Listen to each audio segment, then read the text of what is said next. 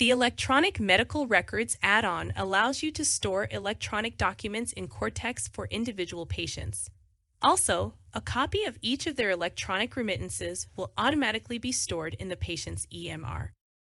Currently, we have a test patient open in the patient list. At the bottom of each patient information area, there will be an EMR button that will bring you to that patient's electronic documents area. Before we click on that, however, let's go to Print Forms/Certificates and save a form into the patient's documents. Here, we are going to select a delivery ticket, then click View PDF. The delivery ticket will come up in a new tab with the patient's information and your company's information already filled out. Let's select the pencil icon at the top. This will allow us to draw on it. Let's also scroll down to the bottom. In this electronic signature section, let's add a signature.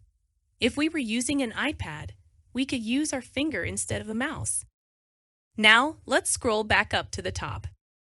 In the top left, we can see a Save to EMR option. This will save this form into the patient's EMR section underneath the folder specified in the drop-down list. New folder means a new folder will be created to store this document. Let's save it now. This form has been saved successfully. Let's back out of the form. Then, let's go to the patient's EMR section. If you have not done so already, you will be prompted to download and install a helper program once per computer you plan to scan documents with. Let's dismiss the prompt for now. Now we can see the patient's EMR area. At the top is the patient's root folder, and underneath is that new folder we made to store our delivery ticket. Because it has a plus sign next to it, we know it contains at least one file. Let's expand this folder to see our delivery ticket.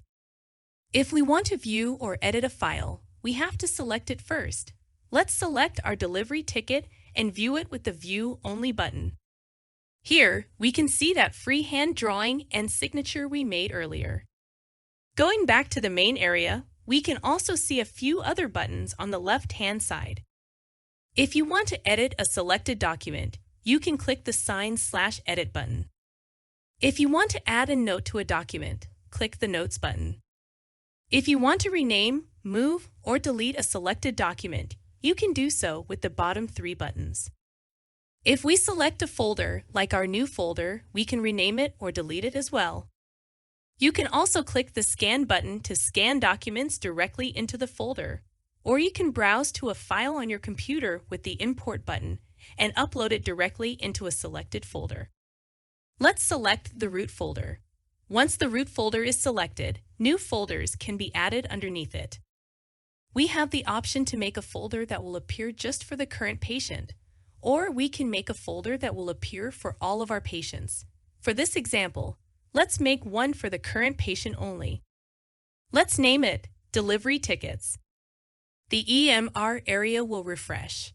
If you haven't installed the helper program, it will prompt you to do so again. In a few seconds, we will see that folder has been created. To ask questions or obtain pricing for the EMR add-on, please contact Cortex.